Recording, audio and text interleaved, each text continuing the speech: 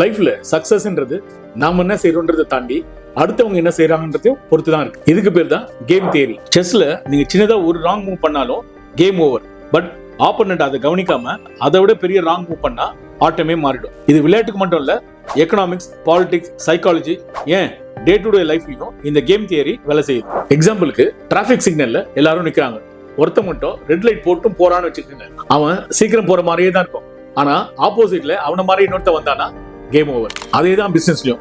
கஸ்டமரை சீட் பண்ணலாம், cheap product கொடுக்கலாம், ஃபர்ஸ்ட் ப்ராஃபிட் வர மாதிரியே இருக்கும். ஆனா ட்ரஸ்ட் பிரேக் ஆகி ஒன்னு இடத்த மாத்திரம் இல்லைன்னா இழுத்து முடியணும். அதுவே ஹானஸ்ட் பிசினஸ் மேனோட growth ஸ்லோவா தான் இருக்கும். ஆனா மக்கள் அவரை ரெக்கமெண்ட் பண்ணுவாங்க, டிஃபெண்ட் பண்ணுவாங்க, திரும்ப அவர்கிட்டே வருவாங்க. இதுதான் game theory. Long term winning strategy is always trust and cooperation சொல்லுது. சிங்கம் தனியா வேட்டையாடினா சீக்கிரமா சோறு கிடைக்கும். ஆனா கூட்டமா இருந்தா தான் லாங் டைம் சர்வே ஆகும். சோ நேச்சரே கோஆபரேஷனை தான் ரிவார்ட் பண்ணுது. அதனால கோஆபரேட் பண்ணி ஒர்க் பண்ணுங்க. இந்த வீடியோ பிடிச்சிருந்தா என்ன லைக் பண்ணுங்க. கோஆபரேஷனே பண்ணாத உங்க ஃப்ரெண்டுக்கு இந்த வீடியோ ஷேர் பண்ணுங்க. மறக்காம என்ன ஃபாலோ பண்ணுங்க.